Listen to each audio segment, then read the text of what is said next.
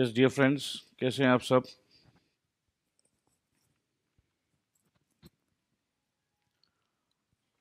Are we ready to continue?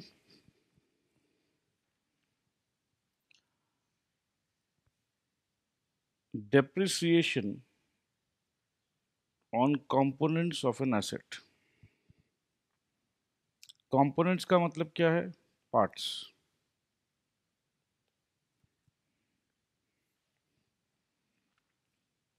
It may be noted that accounting standards as well as the Companies Act 2013, accounting standards बहुत important standards है।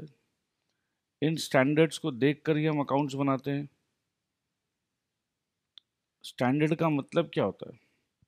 Standard का मतलब है भैया, जैसे अगर हम बोले कि मेरा हाइट है 5 फीट 6 इंचेस और आप बोले मेरा हाइट है 5 फीट 6 इंचेस, तो मतलब है कि भाई दोनों का हाइट बराबर है। तो ये 5 फीट एंड 6 इंचेस, ये जो 1 फीट का जो मेजरमेंट है ये एकदम बराबर है, सेम टू सेम है। तो that means there is some standard on measurement.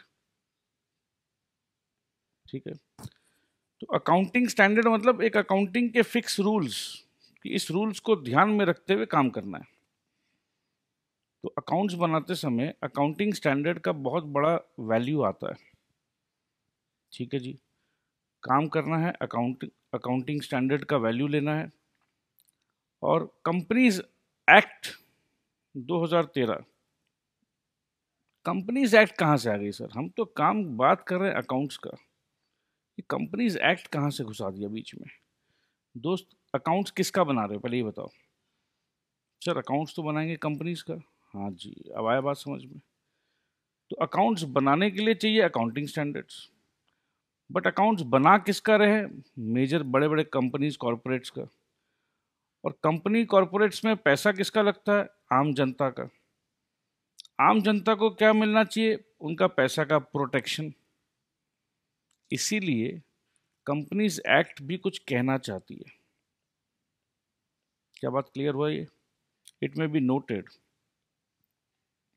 That accounting standards as well as companies act 2013, तो इसका मतलब है कि जैसे घर पे पापा और घर पे ताऊ जी,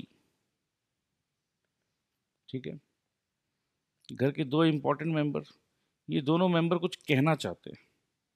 तो एक बात बताओ, आप एक नन्हे मुन्ने बालक हो, आपको इनका बात सुनना चाहिए या नहीं सुनना चाहिए? अरे सर बिल्कुल सुनना चाहिए। तो अभी बात कर रहे हैं डेप्रिसिएशन का। डेप्रिसिएशन के बारे में पापा कुछ कहना चाहते हैं, ताऊ जी कुछ कहना चाहते हैं। तो पापा कौन हुए? अकाउंटिंग स्टैंडर्ड्स हुए। ताऊ जी कौन हुए? कंपनीज एक्ट हुए। ठीक है दोस्त, ध्यान रखिएगा ये सब बातों को।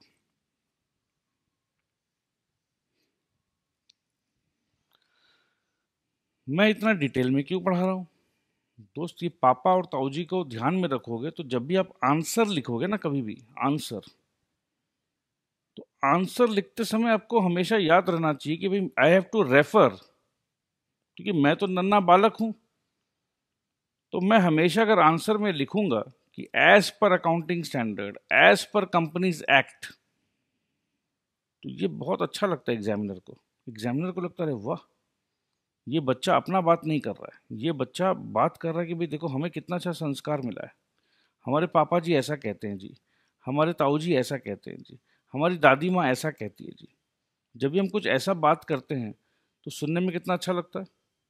तो उसी प्रकार से जब आप आंसर लिखोगे तो अकॉर्डिंग टू मी, बहुत बच्चे लिखते हैं अकॉर्डिंग टू मी। बेटा मत लिखना कभी भी ऐसा। एग्जामिनर को लगता है भैया तू कौन, तू न्यूटन, तू है कौन भाई अकॉर्डिंग टू मी? तो ये अकॉर्डिंग टू मी नहीं लिखने का कभी। आप लिखो according to accounting standards, accounting according to companies act, तो ये अच्छा लगता है। देखो ये जो बुक के जो ऑथर है, इन्होंने भी ऐसा ही प्रयोग किया। इन्होंने नहीं कहा अकॉर्डिंग टू मी। तो you don't know who is the author, ये लिख कौन रहा है? अकॉर्डिंग टू मी बहुत बच्चे लिखते हैं। कभी मत लिखना। तो चलिए आगे बात को बढ़ाते हैं। It may be noted that accounting standards as well as Companies Act 2013 requires, देखो भैया पापा एंड ताऊ जी क्या बोलते हैं, depreciation to be charged on a component basis। अच्छा जी, अब ये क्या है component basis, ये तो नहीं पता हमें, आगे पढ़ेंगे तो शायद समझ में आए। जैसे मैंने कहा था शुरू में, कंपोनेंट का मतलब होता है पार्ट्स, ठीक है। तो क्या वैसा ही इन लोग भी कुछ कह रहे हैं, each part of an item of property, each part. Sir ये पार्ट वाला समझ में नहीं आया, अरे मैं अभी समझा देता हूँ यार, नहीं समझ में आया अभी समझा देता हूँ मेरे दोस्त। एक बात बताओ, एरोप्लेन में बैठे हो? सर नहीं बैठे, कोई बात नहीं, बट हवाई जहाज के बारे में समझते हो? हाँ जी समझते हैं। सो एरोप्लेन में इंजन होता है? अरे सर बिना इंजन के एरोप्लेन कैसे? अरे ठीक है। एरोप्लेन में सीट्स होते हैं? हाँ जी होते हैं। इंजन का यूज़फुल लाइफ और सीट का यूज़फुल लाइफ क्या सेम हो सकता है? लास्ट टाइम हमने पढ़ा था ना कि जब भी हमें डेप्रिसिएशन करना है तो यूज़फुल लाइफ बहुत इंपॉर्टेंट हो जाता है, रेसिडुअल वैल्यू भी बहुत इंपॉर्टेंट हो जाता है। तो कहने को तो एक एसेट है aeroplane, this is one asset. हमने खरीदा एरोप्लेन, हमने पार्ट बाय पार्ट तो नहीं खरीदा, खरीदा तो हमने एरोप्लेन, ठीक है। बट अब ये कह रहे हैं कि जब डेप्रिसिएशन करना है तो उसको पार्ट बाय पार्ट डेप्रिसिएशन करो। सर ये कोई बात हुई? ये तो कोई बात नहीं हुई सर, ये तो कोई बात नहीं हुई है। अब इसको, इसी बात को अगर हम आपको ऐसे कहें कि हम हैं ह्यूमन बॉडी, हम है ह्यूमन बॉडी, और एक ह्यूमन बॉडी में समझ लीजिए आईज है, बोलते भैया देखो 40 साल के बाद आँख कमज़ोर हो जाती है, देखो भैया 50 साल के बाद लीवर कमज़ोर हो जाता है, देखो भैया 30 साल के बाद ये घुटने थोड़े से है, जो नी है ये थोड़े से कमज़ोर हो जाते हैं। तो सबका अलग अलग साल दिया हुआ, देख रहे हो भैया 45 साल में हेयर फॉल होना शुरू होगा, टकले हो जाओगे आप। तब हेयर्स को अलग डेप्रिशिएट करो, आइज को अलग डेप्रिशिएट करो, लिवर को अलग करो, किडनी को अलग करो, लंग्स को अलग करो, और हार्ट को अलग करो। अरे सर हार्ट में तो सर डेप्रिसिएशन नहीं होगा। किसने कहा ऐसा? सर मैंने कहा, सर मैंने कहा। अच्छा भैया क्यों नहीं होगा? सर दिल तो हमेशा जवान रहता है सर, दिल कभी बूढ़ा नहीं होता है सर। क्या बात है, ठीक है भाई, आई एक्सेप्ट। तो दिल का कोई डेप्रिसिएशन नहीं होगा, वाह मज़ा आ गया यार, ठीक है। क्योंकि सर दिल तो अप्रिशिएट ही होता है। कौन एक ऐसा आइटम है जो अप्रिशिएट होता है? लैंड, ठीक है। देखना लैंड पे डेप्रिसिएशन नहीं होता। तो क्या आपने समझा कंपोनेंट्स का डेप्रिसिएशन का कॉन्सेप्ट? समझना इंपॉर्टेंट है दोस्त, कॉन्सेप्ट समझ लो एक बार, ज़िंदगी बदल जाएगी। और मेरा तो पूरा कोशिश रहता है कि आपको ऐसे ऐसे एग्जांपल्स दूं जो आप कभी सोच ही नहीं सकते। और मैं खुद सरप्राइज हो जाता हूँ कि ये सब कहाँ से मेरे दिमाग में आता है। बट पता नहीं, जब हम आपको पढ़ाने बैठते हैं, जैसे ही हम आपको पढ़ाने बैठते हैं, रिकॉर्डिंग ऑन होता है, तो शायद भगवान का एक आशीर्वाद आता है। तो बस वही आशीर्वाद जो भगवान से मिलता है हम आपको दे देते हैं। मेरा कुछ नहीं है जी, मैं कुछ नहीं कर रहा हूँ, ये सब तो ट्रांसफ़र हो रहा है जी। तो अपने को कोई घमंड, कोई अहंकार नहीं है जी, मैं सेवा भाव से आराम से लगा हुआ हूँ। सरस्वती माँ की बस कृपा होते रहे, तो सरस्वती आपको ट्रांसफ़र होते रहे। ओके गाइस, ठीक है जी। Each part of an item of property, plant and equipment with a cost that is significant। अच्छा जी, हाँ ये बात भी ज़रूरी है, सिग्निफिकेंट होना चाहिए। अब हवाई जहाज़ में एक छोटा सा कुछ कंपोनेंट है जिसका दाम ही 5,000 रुपया है। अब यार 50-100 करोड़ का हवाई जहाज या उससे ज़्यादा का हवाई जहाज, 5,000 का क्या, भूल जाओ यार। ठीक है। So significant cost in relation to the total cost, ये कितना अच्छा बात है, ये हमेशा याद रखिएगा। अब अगर मैं बोलूं अरे यार 5,000 कोई सिग्निफिकेंट कॉस्ट है क्या, तो 5,000 सिग्निफिकेंट कॉस्ट वैसे तो नहीं है। क्यों नहीं है? क्योंकि ये हवाई जहाज 100 करोड़ का है। बट भैया मैंने एक प्रिंटर खरीदा 7,000 रुपये का, ये एक प्रिंटर खरीदा 5,000 रुपये का। अब बताइए, अब आप बोलेंगे 5,000 तो इनसिग्निफिकेंट है, क्योंकि हमारे सर ने कहा था ये 2-4-5,000 इनसिग्निफिकेंट होता है, तो जी प्रिंटर का हमने डेप्रिसिएशन नहीं किया। क्यों नहीं किया? अरे हमारे सर ने कहा था ना 5,000 का कोई सिग्निफिकेंस है नहीं भाई। सिग्निफिकेंस का जब भी हम बात करेंगे ना, तो in relation to the total cost, तो ये 5,000 का रिश्ता, टोटल कॉस्ट था 100 करोड़, तब ये इनसिग्निफिकेंट लगा। तो मेरे ख्याल से बात एकदम क्लियर है। सो इस प्रकार से अपने को देखना होता है।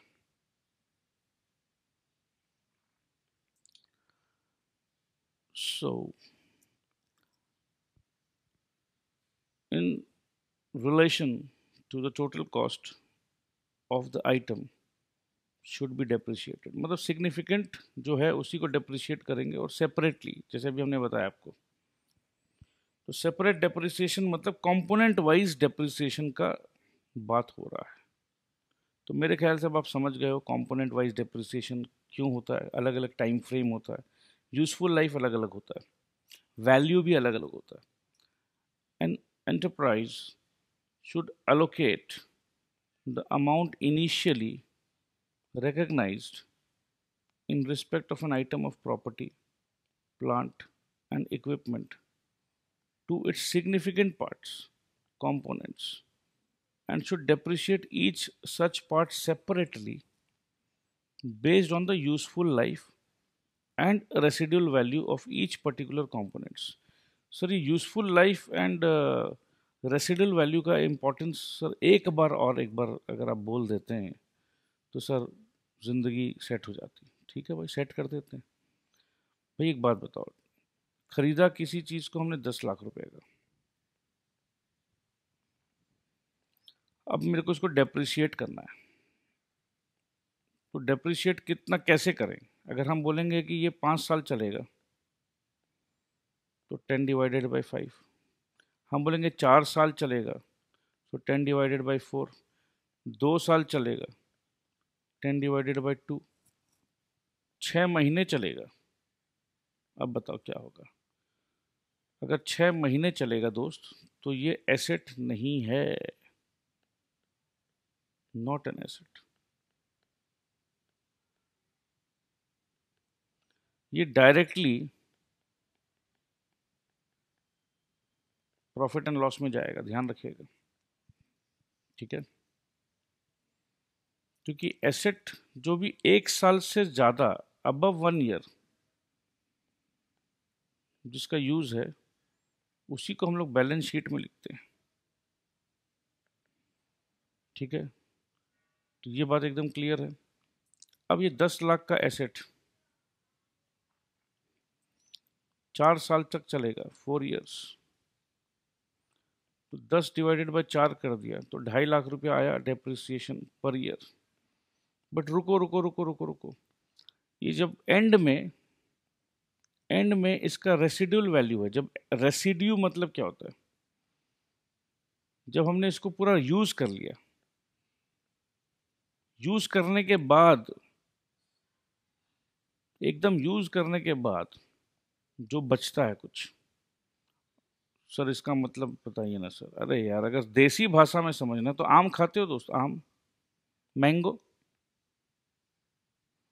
मैंगो में जो गुठली होती है उसको खाते हो? नहीं सर, वो थोड़ी ना खाते हैं। तो ये गुठली जो है रेसिड्यू है। अब इमेजिन करो कि 10 रुपया का एक आम मिल रहा है, 10 रुपया पर पीस, और कोई व्यक्ति ऐसा है जो आपसे गुठली 1 रुपया में खरीदने के लिए रेडी है। आम के आम गुठलियों के दाम, समझे दोस्त। तो अब आप क्या बोलोगे कि भाई ये आम मेरे लिए 10 रुपया का पड़ा, या गुठली बेचने के बाद आप ये बोलोगे कि ये आम मेरे लिए एक्चुअली 9 रुपया का पड़ा? बताइए। क्योंकि आम को आपको खाना है, आम, गुठली नहीं खाना है आपको, तो 1 रुपया में गुठली बिक जा रहा है। तो कुल मिला के ये आम का वैल्यू, मैंगो का वैल्यू 10 पकड़ोगे या 9 पकड़ोगे? सर हम 9 पकड़ेंगे। तो अब आया ना बात समझ में। अब 9 पकड़ोगे तो डेप्रिसिएशन 10 रुपया में करना चाहिए या 9 रुपया में? बताइए, 10 में या 9 में? सर 9 में करेंगे। अब आ जाइए, जब इतने समझदार आप अब हो ही गए हो तो फिर क्या दिक्कत है? इसका मतलब सर मैंगो का दाम 10 रुपया, रेसिड्यू मतलब गुठली, गुठली गुठली का दाम 1 रुपया, 9 रुपया। अब इमेजिन करो ये मैंगो 3 साल चलेगा, सो 9/3। इमेजिन कर लो ना यार, सर 3 मिनट ना चले, बट इमेजिन करो। हाँ, imagination, human beings have the power of imagination. So 3 rupees depreciation per year.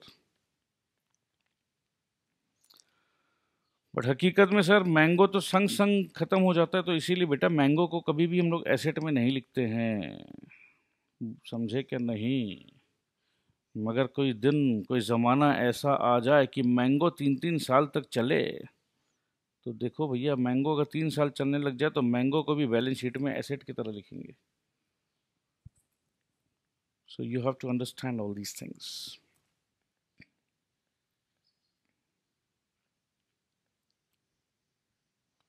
ठीक है जी, आगे बढ़ते हैं, बढ़ते चलो। For example, aircraft is an classic example of such an asset. अच्छा जी, कंपोनेंट डेप्रिसिएशन का बात हो रहा है, तो ये अपने को एयरक्राफ्ट का ही एग्जाम्पल बता रहे हैं। अच्छी बात है, अच्छी बात है। कुछ देर पहले हमने डिस्कशन किया था the airframe. Airframe क्या होता है जी? The body of the aircraft. अच्छा जी, अच्छा जी, ठीक है। जैसे गाड़ी का बॉडी होता है ना, उसमें इंजन वगैरह कुछ नहीं, सिर्फ body. The body of the aircraft, the engines and the interiors have different individual useful life. तो समझ गए हम ये बात। तो if the life of the air frame being the longest, हाँ जी, एयर फ्रेम बॉडी हो तो समझ लीजिए 100 साल तक चलेगा, कुछ नहीं होगा। और उस बॉडी का कीमत 20 करोड़ रुपया है, तो इसको तो हमको 100 साल के हिसाब से डेप्रिशिएट करना चाहिए। बट इंजन जो है उसका लाइफ 25 साल है, और इंजन का कीमत 50 करोड़ है। क्या आप समझ पा रहे हैं मेरे दोस्त? तो ये इंजन का डेप्रिसिएशन तो हर साल लेट से 2 करोड़ करके हो रहा है, और ये 20 करोड़ का आइटम जो 100 साल चलेगा वो 20 लाख रुपया करके हो रहा है। तो कुल मिला के डेप्रिसिएशन हुआ 2.2 करोड़। तो यही बात आपको समझा रहे हैं, लिखा हुआ है। मैं तो बस आराम से बस जो लिखा हुआ वही बोल रहा हूँ भाई।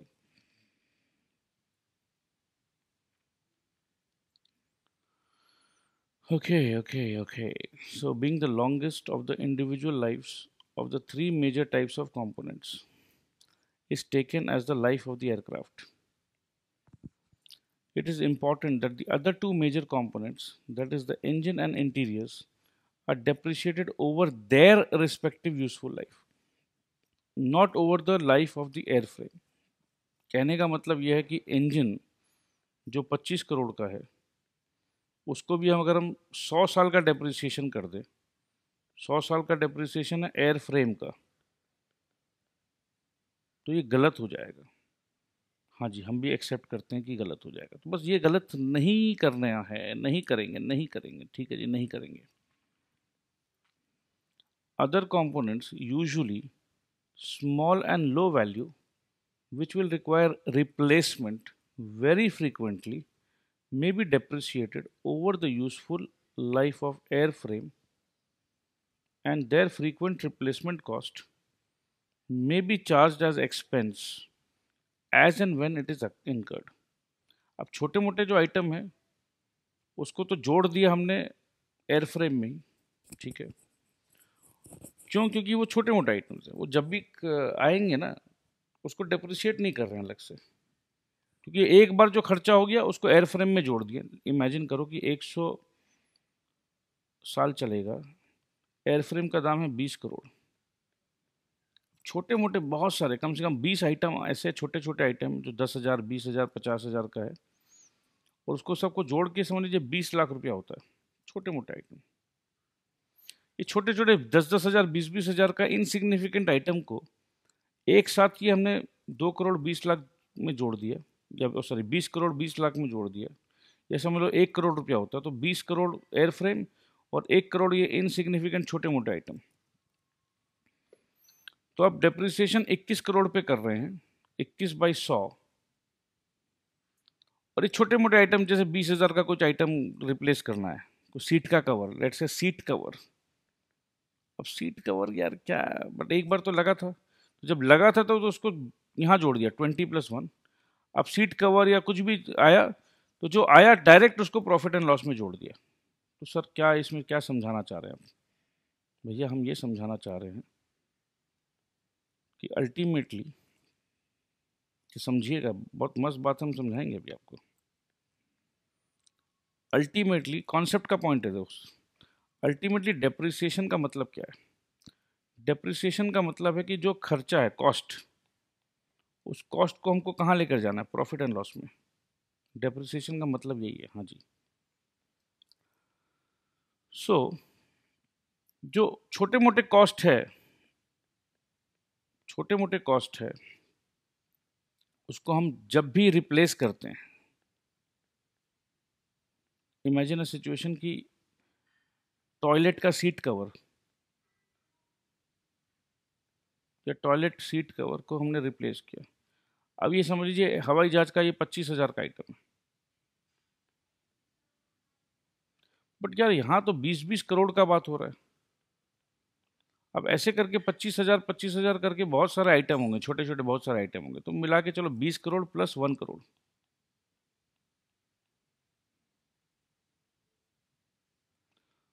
बट ये छोटे छोटे आइटम हो सकता है 1 साल, 2 साल, 3 साल में ही खराब हो जाए। तो कहने का मतलब अब एक क्या, हम एक टॉयलेट सीट कवर का अलग से डेप्रिसिएशन करें, लेट्स से, और कोई स्विच बोर्ड है, स्विच पैनल है इलेक्ट्रिक का, कोई 10,000 का स्विच होता होगा एक, छोटे छोटे आइटम्स है, ठीक है। कारपेट। अब ये छोटे छोटे 20,000, 25,000 के आइटम को इग्नोर कर दें क्या दोस्त? नहीं, इग्नोर क्यों करेंगे? इग्नोर क्यों करेंगे? तो हमने क्या किया, उसको इग्नोर नहीं किया, 1 करोड़ रुपया इसमें ऐड कर दिया। It's as good as ignoring but not ignoring, क्योंकि 1 करोड़ को 100 साल में डेप्रिशिएट करना है। इमेजिन अ सिचुएशन, ये चलो 20 साल में करना है, तो ये 5 लाख रुपया होते जा रहा है, होते जा रहा है। या चलो useful life of the frame बताया तो वो समझ लीजिए 100 साल का है, तो यहाँ 1 लाख का डेप्रिसिएशन हो रहा है। तो 1 लाख तो सर कोई वैल्यू नहीं है, बट सर हमने तो इस बार वो कुछ चेंज कराया तो खर्चा तो 5 लाख का हो गया। बहुत अच्छी बात कही आपने। 20 करोड़, 20 करोड़ है एयर फ्रेम का दाम, 1 करोड़ है छोटे मोटे 100 आइटम का दाम, छोटे मोटे 100 आइटम। अब इस छोटे मोटे 100 आइटम में कोई 10,000 का भी हो सकता है, कोई 5,000 का भी हो सकता है, कोई 5 लाख का भी हो सकता है, कोई 10 लाख का भी हो सकता है। ये चलो 1 करोड़ की जगह तुम इसको 2 करोड़ लिख दो या 5 करोड़ लिख दो, ठीक है, छोटे मोटे।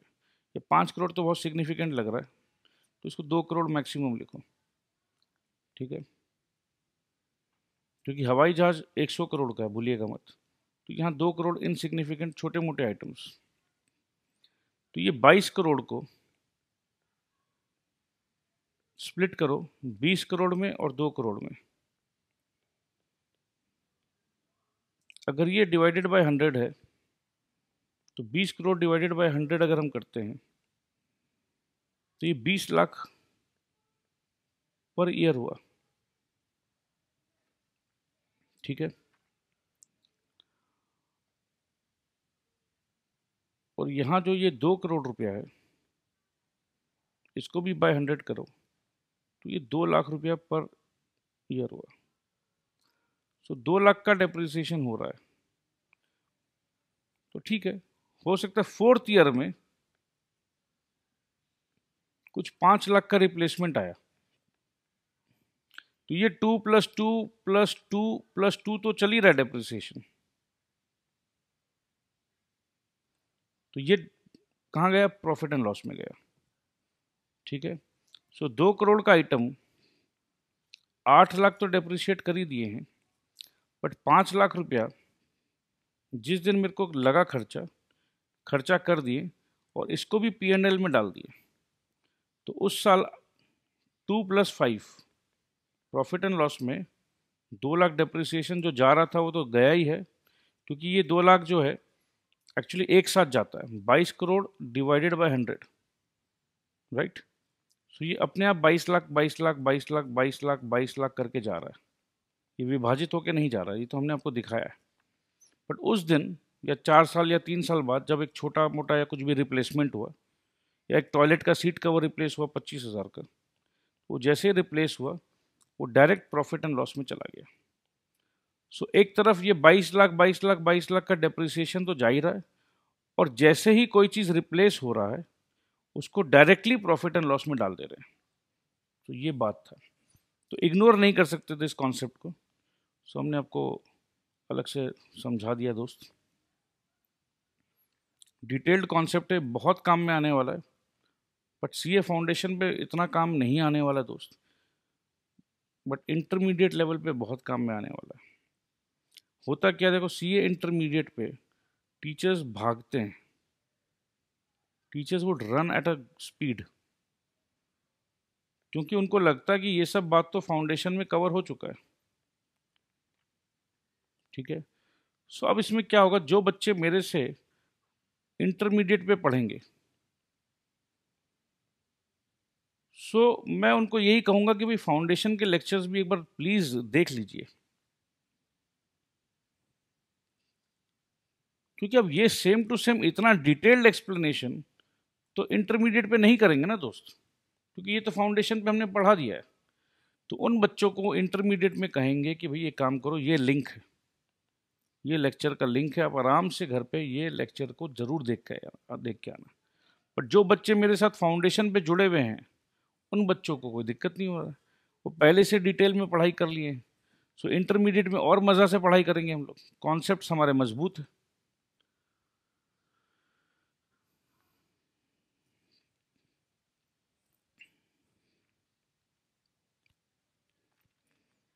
Here it is important to note that a part of property, plant and equipment to be identified as a separate component should have both। अच्छा जी, मतलब कहना का मतलब है कि अब आंखों को अलग से डेप्रिशिएट करना है, लीवर को अलग से डेप्रिशिएट करना है, सेपरेट। तो सेपरेट बनाने के लिए क्या होगा, अब जैसे स्किन है, अब स्किन तो भैया हर जगह है, अब ऐसे क्या बोलेंगे, हैंड का स्किन डेप्रिसिएशन अलग करना है, लेग का स्किन अलग से नहीं। तो ये आई जो है, बट आई तो अलग से डेप्रिशिएट हो रहा है, लिवर अलग से डेप्रिशिएट हो रहा है। तो इसको अलग से डेप्रिशिएट करने के लिए कि ये अलग मतलब separate, eyes are separate from tongue, eyes are separate from liver, तो सेपरेट हो रहा है ना ये। तो सेपरेशन का क्या परिभाषा है, कैसे समझेंगे कि ये सेपरेट है, तो कैसे समझना है कि ये सेपरेट है, ये आप रीड करिए, ये जो 2 लाइन है आप रीड करिए।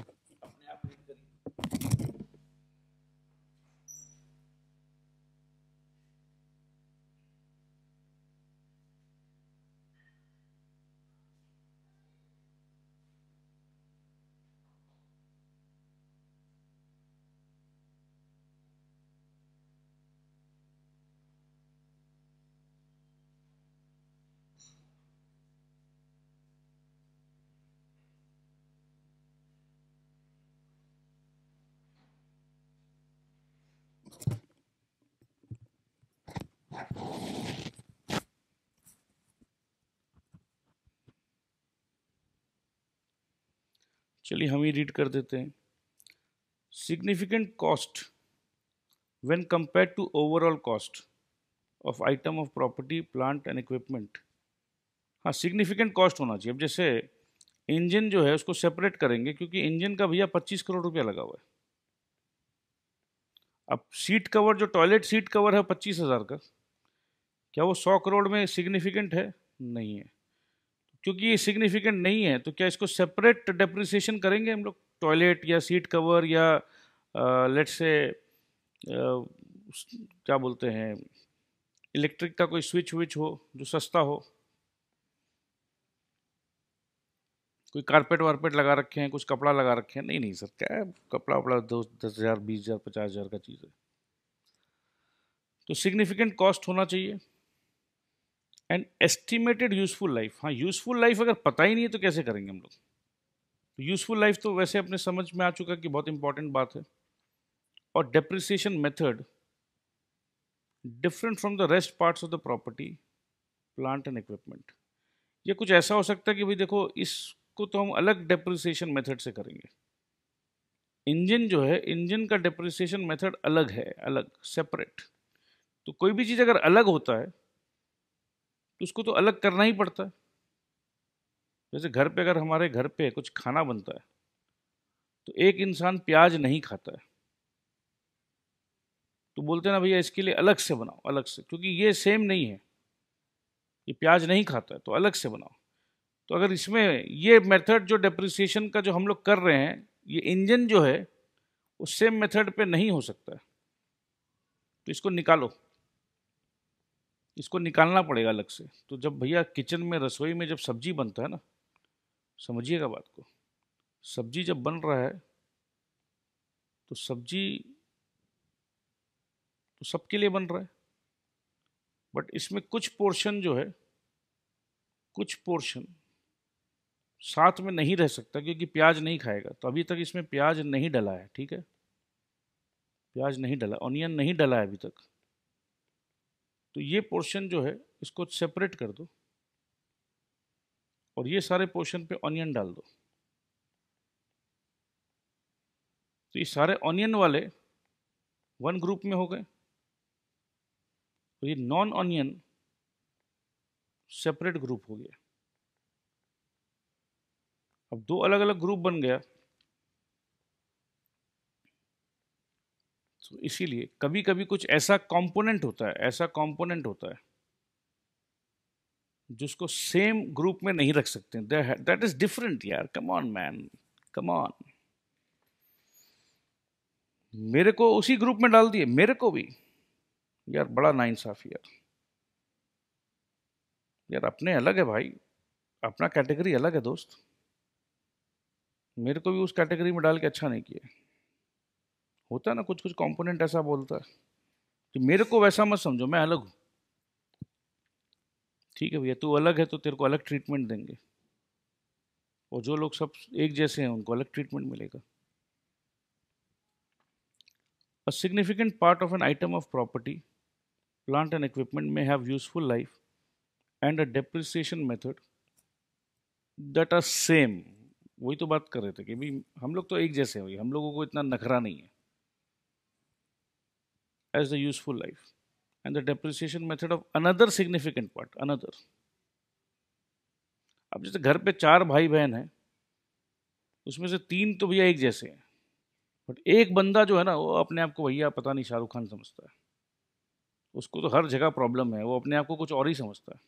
उसको हमेशा झगड़ा करना है, हमेशा मम्मी पापा को कुछ और बोलना है। तो जो भी है, इसके लिए सेपरेट ट्रीटमेंट होता है, इन तीनों के लिए एक होता है। अब समझ में आया सर? हाँ, क्योंकि घर पे, हर घर पे भाई बहन है, either you will be in this category or you will be in this category, ठीक है। So and the depreciation method of another significant part of that same item, such parts may be grouped in determining the depreciation charge। तो group कर दो, ये इन लोगों का depreciation का percentage है 20%, और भैया तेरे नखरे बहुत ज़्यादा हैं तो तेरा डेप्रिसिएशन है समझ लो 15% या 25%, what ever. So I hope कि ये छोटा सा टॉपिक डेप्रिसिएशन, बट उसके अंदर डिटेल्स बहुत बड़े बड़े डिटेल्स है, तो slow and steady will win the race. तो दोस्त आज के लिए यही रोकता हूँ, ठीक है। इन सारे लेक्चर्स को यूट्यूब में मैं डाल रहा हूँ, और दोस्त आपसे एक गुजारिश है, अगर आपको वाकई अच्छा लग रहा है तो BACA क्लासेस गूगल में आप टाइप करेंगे तो एक ऑप्शन मिलता है रिव्यू का। रिव्यू क्लिक करेंगे तो रेट एंड रिव्यू आता है, rate and review.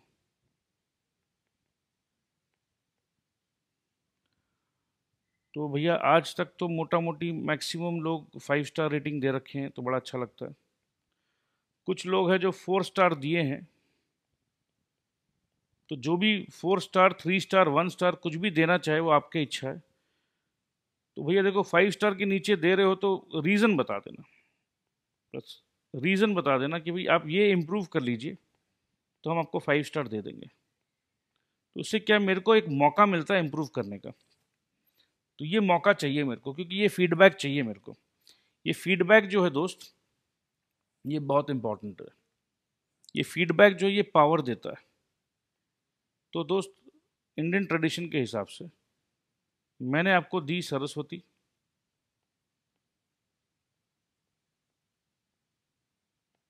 I am giving you Saraswati. YouTube channel है तो ये फ्री चैनल है, तो यहाँ लक्ष्मी मिलने का तो कोई चांस नहीं है। हाँ, और कुछ बच्चों को लगता है सर यूट्यूब से तो पैसे मिल रहे हैं, तो भैया वो क्या मिल रहा है बता देता हूँ। 10 पैसे पर आवर वो प्रॉमिस करते हैं, वो भी देते नहीं हैं। यूट्यूब में 40 लाख मिनट्स, 40 लाख मिनट्स, ध्यान दीजिएगा, 40 lakh minutes of watch time है मेरे चैनल का। 40 लाख मिनट्स को अगर हम कन्वर्ट करेंगे तो लगभग होगा 7.5 ईयर्स, और 7.5 ईयर्स ऑफ वॉच टाइम का यूट्यूब देता है $100, जो कि लगभग समझ लो इंडियन करेंसी में 7,000 रुपया होगा, या 6.5-7, जो भी, वॉट एवर। वो भी हमारे इंडियन बैंक अकाउंट बोलते हैं नहीं आया है पैसा। तो 7.5 ईयर का वॉच टाइम, अगर आप हमारे इस वीडियो को देख रहे हो 30 मिनट्स, तो आपसे मेरे को मिलेगा 5 पैसा। वो मिलेगा बट वो कभी भी अकाउंट में आएगा नहीं। तो ये है लक्ष्मी का कंट्रीब्यूशन, अगर आप हमारे इस चैनल को देख रहे हो। तो दोस्त इससे बेटर कंट्रीब्यूशन अगर आप चाहो तो कर सकते हो। आप मेरे को यूट्यूब में, सॉरी, आप मेरे को गूगल में BACA क्लासेस टाइप करिए। मैं आपको दिखा देता हूँ, एक काम करता हूँ, बेटर रहेगा। आप जाइए इधर,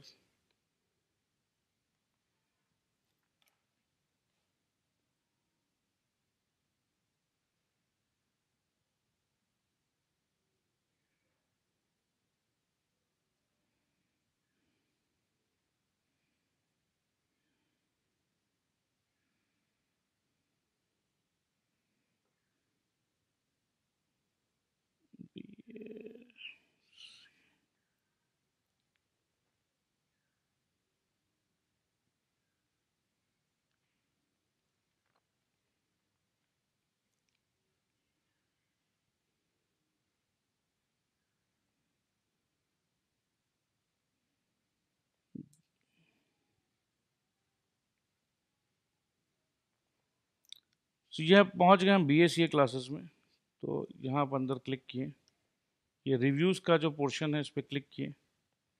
यहाँ आता है rate and review, so you can rate 5 star if you want, and then you can write something to share details of your own experience at this place। ठीक है दोस्तों। सो अलविदा मेरे दोस्त, अलविदा अलविदा अलविदा। आई will keep on loving you, sharing my ideas with you, and you also please do the same. Thank you very much.